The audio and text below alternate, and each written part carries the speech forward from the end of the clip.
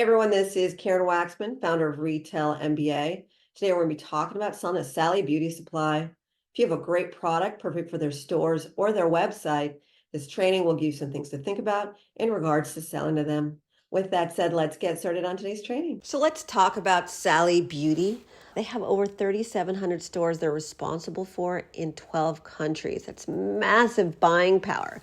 Now, most people think of retailers of that magnitude with a Walmart and so forth, but you don't usually think about it with a smaller beauty product chain, right?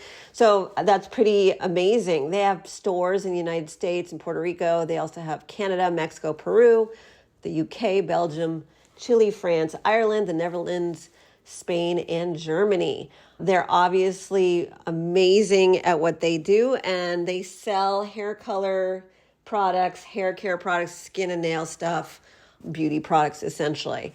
If you have a consumer products brand that's perfect for a beauty category, this retailer is awesome. Here's a few things to note about selling to them. Number one is because they are so massive and they're also in different countries, there's several opportunities to consider.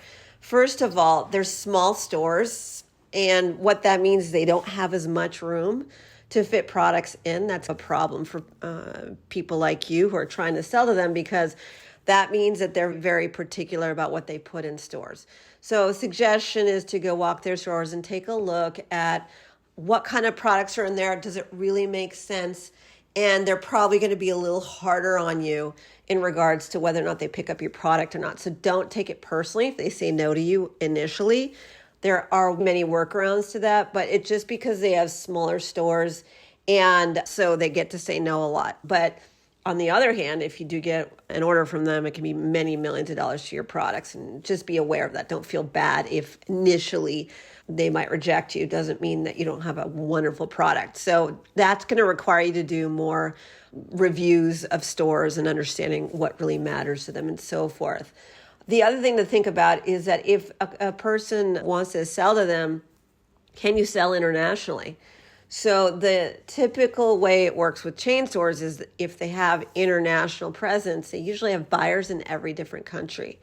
So there's buyers in the US, there's buyers, say, in the UK and so forth. A lot of times they can't contain it in one location, and they're looking for different things because they need to understand their audience. So the cool part is that there's a lot of opportunity for you. So say you go after the US market and they reject you, but maybe you go after the UK market and the buyer accepts you, then you can go back to the ones in the United States and try and get your product in there and so forth. You can do that for Canada. But again, that's going to require you to understand price points and certain things. Obviously, if you're trying to sell to, say, Canada, a lot of times they care about French, right? So there's certain locations that obviously have different languages, which require some packaging changes and so forth. Can you handle that? Some of you have no problem with that. Some of you are going to have some issues. Again, the cool part about selling at chain stores is there's not just one way to sell to them, and it's actually not as hard as you think. But really, you do need to just choose what can handle the price points and so forth. The final thing I'll mention is they have a lot of private label brands, which means that they sell it under the Sally Beauty brand name.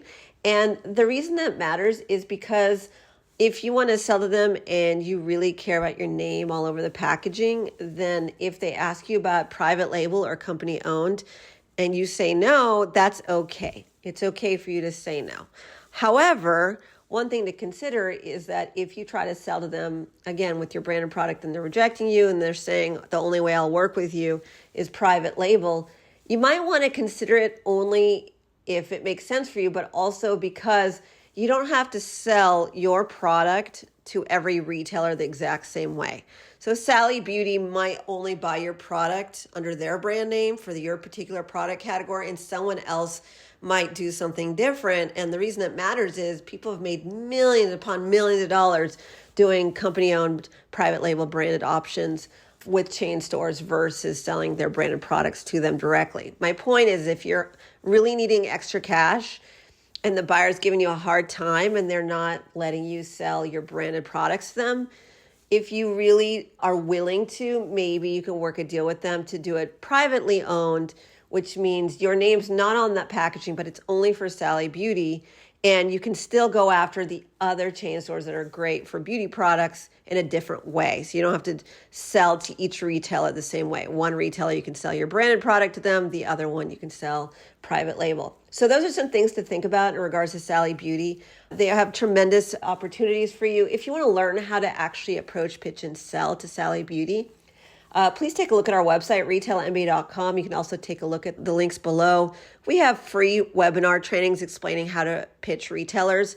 And we also have more of advanced programs on how to talk to buyers and how to get them to buy, how to work with reps and so forth, how to sell to their online buyers versus their physical store buyers, and how to work private label versus branded products. We explain all of that in our coaching and training systems, but we do have a lot of free stuff on our site, and we're always putting out new content.